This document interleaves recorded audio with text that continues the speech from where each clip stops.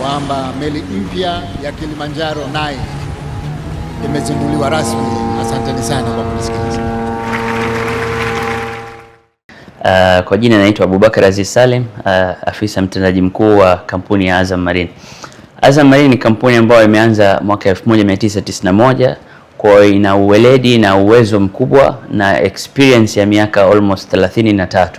Imewekeza kutoka kwenye meli za abiria, meli za mizigo na hata meli za kuvusha abiria baina ng'ambo moja kwenda ng'ambo nyingine. Kwa sasa Azam Marine ina uwezo wa kusafirisha abiria mpaka 15,000 ndani ya siku moja, na on average kwa miezi hii ya June July huwa tunasafirisha wastani wa abiria 5,000. Kwa hiyo ukiangalia capacity tuliokuwa nayo ambao tuko nayo tayari baada ya uwekezaji mkubwa unaoendana sambamba na mashindano haya ya AFCON, nikiupe mfano wa takwimu hiyo ni kwa uwanja wa Amani hivi sasa una capacity ya washangiliaji 15,000 na sisi tuna capacity ya kusafirisha abiria 15,000 ndani ya siku moja. Kwa tuna uwezo wa kuujaza uwanja wa Amani ndani ya siku moja. Lakini hatutegemei pia figa ziwe hivyo, tunategemea kwa kuna abiria watakaosafiri siku moja kabla ya mechi, siku mbili kabla ya mechi kwa sababu ya utalii. Ni maandalizi gani sasa ambayo nyinyi mmeyafanya kuelekea AFCON ambayo mnafikiri mko tayari kwa ajili hiyo? Kuna maandalizi mengi tunayofanya. Moja wao ni kuongeza chombo chetu cha Kilimanjaro 9 kimewasili Januari mwaka huu, tayari katika muono wa kuwekeza hold hizi capacity ambayo tunategemea. Miezi ya June July huwa kuna wastani wa abiria wa kigeni tourist tunaopokea Tanzania kwa ujumla ni watu 100,000 mpaka 150,000 kwa mwaka. Walioenda Morocco kwenye AFCON ya mwaka jana ni watu karibia 600,000. Kwa hata tukisema tukipata nusu yao watu 300,000, 400,000, ni mara 3 ya uwezo ambao Tanzania ulikuwa ukipokea katika miezi ya namna hiyo. Hii ni fursa kubwa, lakini nikirudi katika nukta yangu ya kwa miezi kama hiyo huwa tuna wastani wa abiria 5,000 kwa siku, na sisi tuna capacity tayari ya abiria 15,000 kwa siku moja. Kwa we are matching the capacity in case imetokea kwa watu wote hao wamesafiri ndani ya siku moja, kwa kuangalia average hiyo. Na labda itakapotokea kuna ongezeko la wasafiri, je, mmejipangaje kwa adjust ratiba zenu za vyombo vya majini kuhakikisha kwamba mnakwenda sambamba na ratiba za mechi za mazoezi kati ya Dar es Salaam na Zanzibar? Hapo mmejipangaje? Kwa sasa hivi tuna wastani wa trip 4, yani departure 4 kutoka Dar es Salaam na departure 4 kutoka Zanzibar, na tuna uwezo wa kwenda mpaka departure 13 kutoka Dar es Salaam na 13 zingine kutokea Zanzibar. Hii hatutaziweka tu kwa mujibu wa influx inavyokuja. Obviously lazima tuangalie kwa wakati tunaongeza pia ratiba, tutaendana sambamba na siku za influx hiyo ya abiria. Kama mfano siku ya mechi, kuna siku ambazo huenda sio za mechi, lakini watu wameshakuja washatizama mechi tuseme Arusha na wameamua kwenda Zanzibar kupumzika wakingojea mechi ijayo. Kwa sisi system yetu itakuwa constant monitoring, na pia tumeshaanza mazungumzo na wawakilishi wa CAF na TFF kwa ujumla kuanza kuandaa japo wale VIPs na watu ambao watakuwa wakisafiri katika masiku hayo. Yote hii tutafanya kwa kuzingatia usalama wa wale abiria wenyewe bila kucompromise kwenye ufanisi wa huduma zetu za Azam Marine. Labda mnashirikianaje sasa na taasisi za serikali katika maandalizi haya? Nyinyi kama washiriki wakuu katika huduma ya usafiri majini, mna ushirikiano gani sasa kati yenu ninyi na serikali ambayo pia inaandaa mashindano haya kwa kushirikiana na CAF? Nafikiri hapo kuna maeneo makuu matatu. La kwanza ni kwanza kuna delegates za kiserikali ambazo lazima zifate protocol na itifaki kwa ujumla wake, na si serikali tu ya Tanzania bali wageni wetu wanaokuja. Tuchukulie mfano timu ya taifa fulani inakuja, obviously kutakuwa na delegation yake pia ya kiserikali ambayo inataka itifaki. Kwa kwanza tuna mashirikiano mazuri kwa upande wa itifaki wa pale bandarini, bandari zote mbili husika kwenye upandishwaji wao na ushushaji wao, lakini pointi kuu ni kwenye upatikanaji wa siti. Hizi siti ziko limited na boti tunaweza tukaongeza, lakini siti za zile Royal na VIP madaraja ya kuweza kuhodhi watu wa namna hiyo ni limited. Kwa hiyo tuna tayari tuko katika mazungumzo ya in advance, miezi miwili kabla, kwa siku fulani watasafiri watu fulani kadhaa ambao siti zao zitakuwa reserved. Lakini pili ni wale mashabiki wenyewe ambao ni wageni wa kitaifa, ni wageni wetu kwa ujumla, sio wageni wa Azam Marine bali ni wageni wa kitaifa. Wale pia tunaangalia namna ambayo watakuwa boarded kwa wepesi, bila kutengeneza sintofahamu ya aina yote, usalama wao, mbali kwa kuna fursa ya upande wa positive, lakini pia kwa watu wa negative pia wana fursa zao, ambao wanataka jambo labda liharibiki au kupatikane na changamoto ambayo ya kukera watalii. Kwa pia hiyo ni lazima tuwalinde kwenye operations, lazima tuwalinde kwenye upatikanaji wa tiketi, kwenye ufikaji wao kuanzia bodaboda, bajaji na teksi na nyenzo zote za usafiri mpaka kufika bandarini, na si tu pale bandarini. Lakini la tatu, wakati tunahudumia hao wote, kuna wale ambao daily commuters wazao ambao kila siku wao walikuwa wanasafiri, na wale lazima kirie vizuri ili chuano hii isiwe kikwazo kwao katika kutimiza mambo yao ya day to day. Kwa hiyo tunashirikiana vizuri kwa upande wa usalama, huduma, insurance na kila taasisi iliyopo bandarini katika kuhakikisha makundi yote matatu haya tutayamudu vizuri na yatasafiri pasina kero yoyote. Pengine ikitokea kuna kundi la wasafiri wanaohitaji mahitaji maalum, watu wenye ulemavu na mahitaji mengine, hilo mnalihandle namna gani katika boti zenu?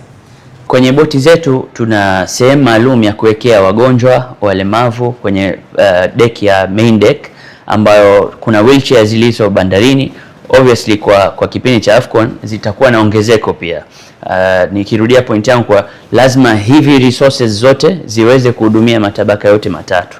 Kwa hiyo resources zitaongezwa.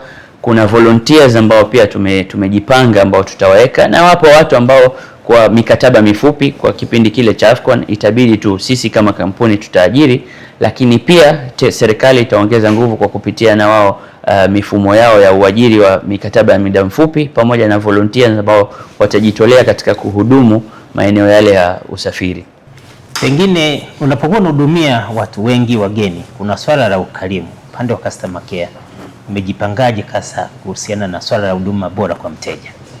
Sisi crew wetu au kampuni yetu kwa ujumla tuna courses ambazo zinafanywa internally kila mwezi kwa ajili ya kukumbushana. Maana jambo la customer care si la kufundishwa, ni jambo la kukumbushana mara kwa mara, ni jambo ambalo linahitaji repetition. Kwa hiyo huwa tunakumbushana mara kwa mara kutokana na matukio yaliyojitokeza siku zile na forecast ya matukio ambayo huenda yakatokea. Mfano, hichi kipindi cha August huwa sana bahari inakuwa chafu, customer care yake inakuwa tofauti, kwa maana yule unaongea naye tayari nitumie lugha kwa kashavurugwa na bahari.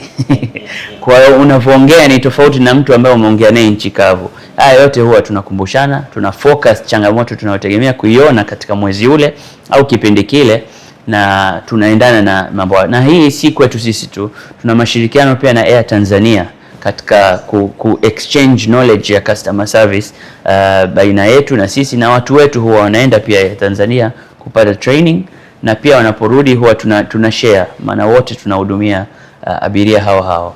Tutegemee nini hasa kutoka Azam wakati huu ambao tunajiandaa kwenda kwenye AFCON 2027? Tutegemee nini kutoka kwenu? AFCON ni jambo kubwa sana, ni jambo ambalo linaitia Tanzania na nchi zetu jirani kwenye ramani ya kimataifa, na tumeshuhudia hiyo, kwa maana AFCON sasa ina watazamaji sio wa bara la Afrika tu, bali hata kimataifa zaidi ya nje ya mabara la Afrika. Sisi kama Azam Marine tutajitahidi ule mwezi wa AFCON kila mtu atafanya biashara. Taxi driver atafanya biashara, kila mtu hadi muuza nakshi za urembo na kila mtu atafanya biashara. Mimi naona ni statement ambayo sisi kama Watanzania, na hakuna taasisi moja ya serikali ambayo itajibebesha mzigo wa AFCON. Ni taifa kwa ujumla lazima libebe jukumu la AFCON. Kwa hiyo sisi kama Azam Marine play part yetu katika kuhakikisha watu wanasafiri salama, na ukarimu wa hali ya juu utakaooneshwa kuweza kuaccommodate hivi vitu, lakini statement inatakiwa ifanywe ili wale watu 200,000, 300,000, 400,000 watakao kuja kwa mwezi ule wasiishie pale, waje waone kitu ambacho wanaporudi makwao watahadisia kuwa Tanzania ni destination ya kwenda. Na Tanzania sio Serengeti, sio Zanzibar. Tanzania inaanza hati mimi na wewe, kwa ukarimu wetu tutakavyoongea nao hawa watu ambao tunawategemea waje. Kwa hiyo lazima tuweke msingi wa kuboresha mazingira ya utalii na biashara kwa ujumla kwa miaka 10-20 ijayo kwa kutumia platform hii ya Afcon. Ujio wa Afcon 2027 nchini ni fursa kubwa sana za kibiashara. Pengine unawaambiaje wananchi, wafanya biashara mbalimbali, watu wenye huduma mbalimbali, unaona wafanyie ajili kuhakikisha kwamba fursa hii isiwapite? Watanzania kwa ujumla wanatakiwa waanze kufanya research. Uzuri tuna muda wa kutosha, tuna mwaka mmoja kabla haijafika Afcon. Tuwe na weledi na tuwe na ufanisi katika kazi zetu. Tumezoea kuhudumu wa Tanzania kwa customer service za Kitanzania, kwa products pia za Kitanzania. Anapokuja mgeni kumhudumia, wageni hao ambao tunategemea hawajawahi kufika au wengine watakuwa na hadhi tofauti, ni lazima ufanisi uongezeke. Katika kuuza maji yanaweza kawa yale, lakini uuzaji wako, lugha yako katika kuuza yale maji, packaging yako katika kuuza yale maji, katika kuuza chochote, inaweza kawa hata ni korosho, ila uuzaji wako pia lazima uongeze ufanisi katika, inaweza kuwa mavazi. Tumezoea kuvaa nguo fulani wakati wa kuhudumu, lakini kwa siku zile ni lazima Watanzania wote kwa ujumla tuwe tuna theme moja katika kuwahudumia wageni wetu. Kuna swala la usalama wa wasafiri wanaotumia vyombo vyenu boat. Ningeomba uzungumze kidogo usalama wa abiria wanaotumia vyombo vyenu vya boat koje? Kabla sijaenda kwenye usalama wa operations, nianze na vyombo vyenyewe. Vyombo vyetu vimetengenezwa Australia na vingine China, katika ubora wa sehemu 3. Kuna ubora wa taasisi ya kimataifa inaitwa NSCV ambayo imejumuisha usalama wa fire, usalama wa safety equipments, vifaa vya uokozi pamoja na navigation. Lakini pia kuna DNV, structure and stability. Stability ya vyombo vyetu imepasishwa na taasisi ya DNV ambayo ni maarufu duniani, lakini pia kwenye anchorage taasisi ya Lloyds.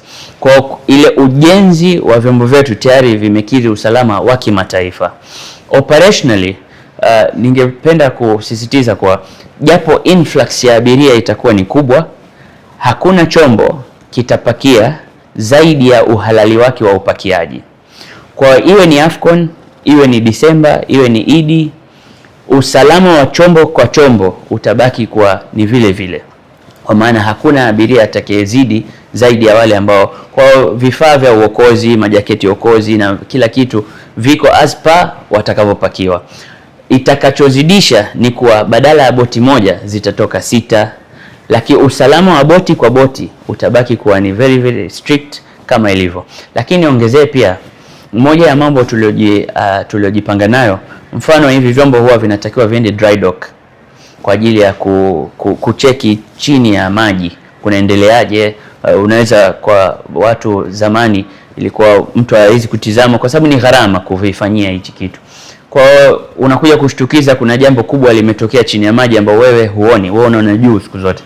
Kwa mwaka huu tuna mkakati wa almost vyombo vyetu vyote kuvipeleka kwenye dry dock ili vikamalize kabisa. Iwe mwakani hatuna changamoto ambayo surprise, hatuitegemei surprise yoyote ya ki maintenance. Kwa na kuhakiki hilo pia, meli yetu ya Kilimanjaro 8 pamoja na Azam Ceiling 2 imetoka doki mwanzoni wa August, yani ni wiki moja nyuma, katika matengenezo ambayo kuwa tayari kwa ajili ya Afcon na kutegemea. Kwa kuna preventive measures, kuna preventive maintenances, kuna spare ambazo hatuziagizi kikawaida, lakini imebidi tuviagize ili vilale store, kwa sababu itakapotokea breakdown isiwe ni muda wa kusubiri wiki 2-3 unasubiri kipuri kitoke Holland, Germany, Marekani, tuwe navyo store. Hizo ni gharama na investment ambazo kama kampuni tumejitahidi kuziweka ili ikitokea breakdown ya namna yoyote, meli ndani ya siku 2-3 isharudi,